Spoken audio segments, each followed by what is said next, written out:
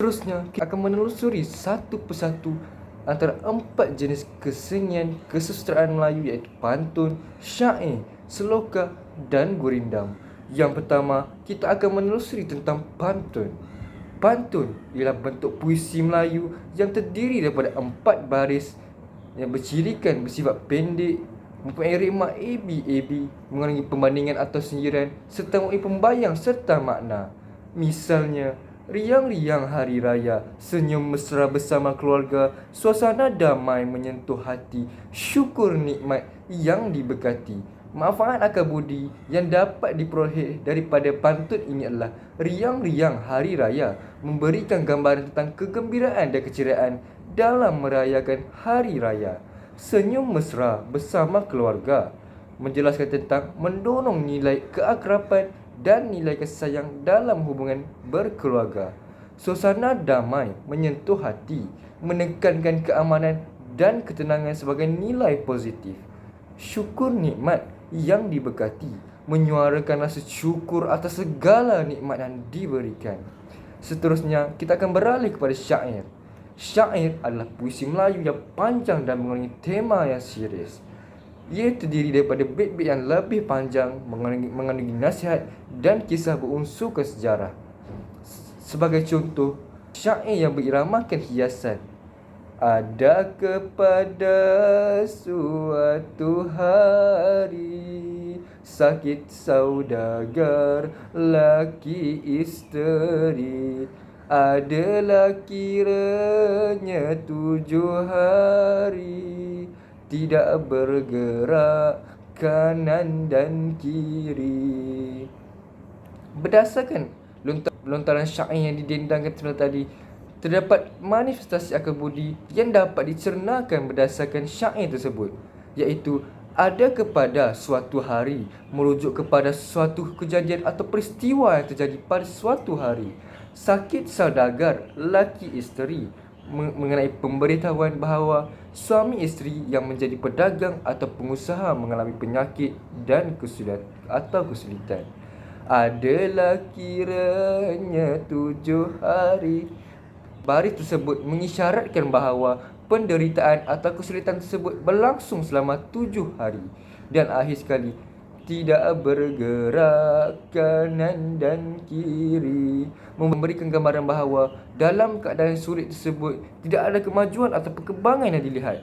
Oleh itu, kesimpulan secara keseluruhannya, pantun ini menyampaikan tentang pesanan tentang suatu peristiwa atau masa sulit yang dialami oleh suami isteri pedagang, dengan menyiratkan bahawa penderitaan tersebut berlangsung selama 7 hari tanpa ada perubahan yang terlihat. Berikutnya, kita akan menelusuri tentang gurindam. Gurindam ialah puisi Melayu yang mengandungi ajaran moral dan etika. Gurindam berciri-cirikan 2 bait berisi petua hidup dan nasihat moral. Misalnya, gurindam yang saya petik adalah pada Gurindam 12 fasal 7. Apabila banyak berkata-kata, di situlah jalan masuk dusta. Apabila banyak berlebih-lebihan suka, itulah tanda hampirkan duka.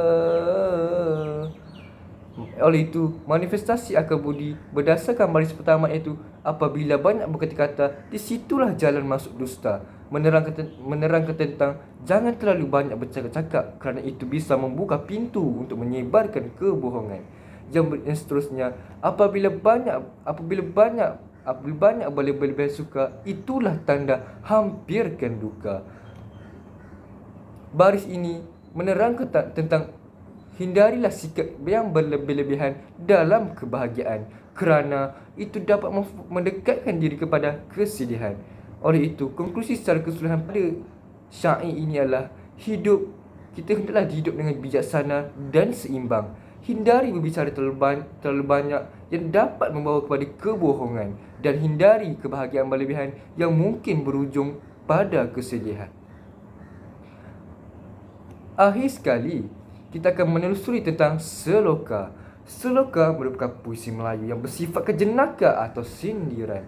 Ia berciri-cirikan ringkas, berikmat AABB, mengandungi unsur kritika sosial ataupun mengandungi unsur seperti kritika sosial. Ia berciri-cirikan ringkas, berikmatkan AABB dan mengandungi unsur yang menekankan kritika sosial. Misalnya, Seloka Pak Pandir. Seloka yang saya tampilkan adalah Seloka Pak Pandir. Pandai-pandai wahai Pak Pandir, anak dipijak dagang dijinjing, kucing dibunuh, tikus dibelah, harta habis badan tergadai. Manifestasi akal budi yang dapat diperlihatkan daripada seloka ini adalah pandai-pandai wahai Pak Pandir, memberikan nasihat untuk menjadi bijak dan cerdik dalam menghadapi kehidupan.